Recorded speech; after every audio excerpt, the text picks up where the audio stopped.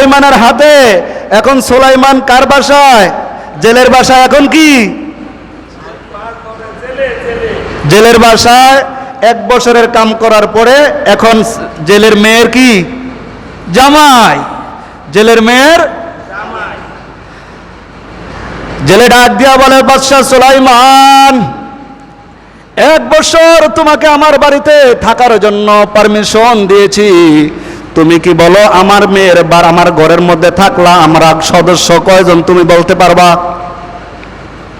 আপনার ঘরে যদি একটা কর্মচারী থাকে, আপনার ঘরের সদস্য কয়জন বলতে পারবো না? কথা কোন পারবো? কিন্তু বাদশাহ সুলাইমান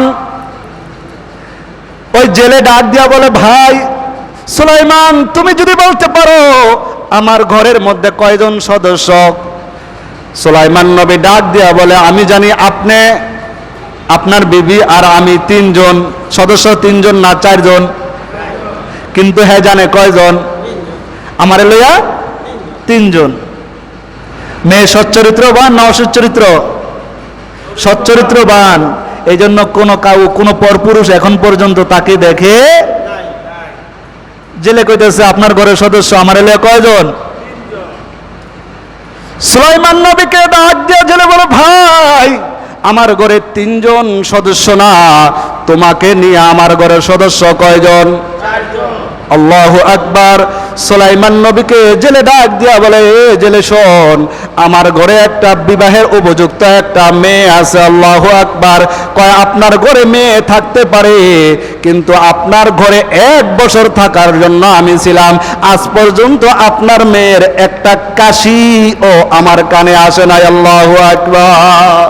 কেমন মেয়ে জন্ম দিয়েছে! সুলাইমান বলছিল, আমি এরকম মেয়ে চাই। আর মেয়েও বলছে, আমার কাছে সব গুণ আছে, একটা গুণ নাই। কোনটা? মাল নাই, বাকি সব ঠিক আছে। কিন্তু সুলাইমান নবী কি করছিল? এই জাউলার মেয়ে চিঠি পাঠাইছে, এটা দেখে কি করছে? আমি বাদশার কাছে জেলের মেয়ের বিয়া। কি ঢুকছে? কি ঢুকছে?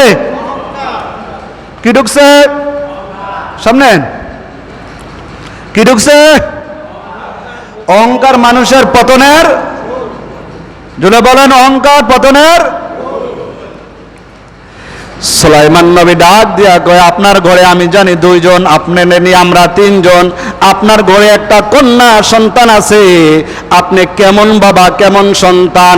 আপনার মেয়ে ঘরের মধ্যে আসে, এই পর্যন্ত একটা আওয়াজও পাই নাই। আল্লাহু আকবার। এ পর্দার আড়ালের মা, তুমিও তো কন্যা। তোমার ঘরে যদি এরকম সন্তান জন্ম দিতে পারো, আর তোমার ঘরে যদি এরকম জামাইও আল্লাহ তাআলা মিলাইবে, তোমার সন্তানটা কেমন? একজন জাইলে মাছ ধরে গরিব মানুষ, তার সন্তানটা কেমন? তুমি আর একটু সুলাইমানের ওই জাউলার মেয়ের সাথে একটু মিলায়া দেখো, তার কন্যা কেমন পর্দাশীল, কেমন দিনদার। আপনারা বলেন, টাকা না হইলে বেলে দিনদার হওয়া যায় না, টাকা না হইলে কি হয় না? হারাম খাওয়া লাগবে। পয়গম্বর নবী আমার যুদ্ধের ময়দানে গাতা খনন করতে করতে অরান হয়ে গেল, পেরেশান হয়ে গেল, দুর্বল হয়ে গেল। সাহাবায়ে কেরামও দুর্বল হয়ে গেছে। সাহাবায়ে কেরাম পেটের মধ্যে একটা পাথর বাঁধছে। কয়টা? কয়, হুজুর আর পারি না। সাহাবায়ে কেরাম পেটটা উঠায় দেখায়, পয়গম্বরকে দেখেন, পয়গম্বর খিদার কারণে পাথর বাঁধছে। এবার পয়গম্বর ডাক দিয়া কয়, ও আমার সাহাবীরা শুনিয়া নাও, তোমরা তো একটা পাথর বাঁধছো। পয়গম্বর নিজের জামা উঠায়া দেখে তার পেটের মধ্যে পাথর বাঁধছে কয়টা। তারপরেও কিন্তু হারামের কাছে যাওয়া যাবে। কিন্তু আপনি বলেন হারাম না খাইলে আরাম লাগে না। আমিও বলবো হারামখোরের আরাম নাই, ইমানদারের ঘুম নাই।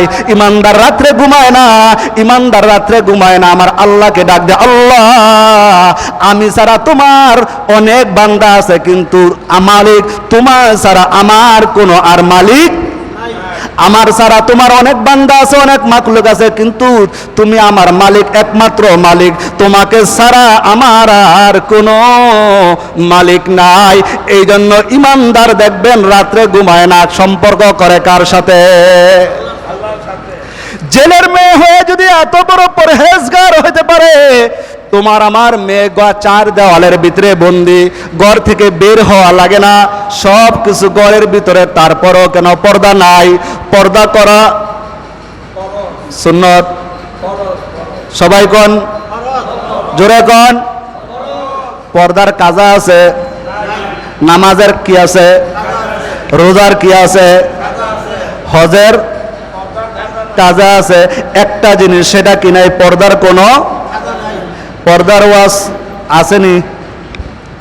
আমাদের বিক্রমপুরে তো পর্দাই নাই। আপনি কুমিল্লা বরিশাল গেলে দেখতে পারবেন, মহিলা আপনি খুঁজেই পাবেন না, এরকম অবস্থা এখনো আছে। আপনার কোন নাই? কুমিল্লা অনেক জায়গা আছে, মহিলা আপনি খুঁজেই পাবেন না, মনে হয় যে গ্রামে মহিলা নেই। এমন গ্রামে আসবেন আপনি মহিলাই খুঁজে পাবেন না। আল্লাহু আকবার। এই জন্য আল্লাহ তাআলা এখনো ঠিক রাখছে।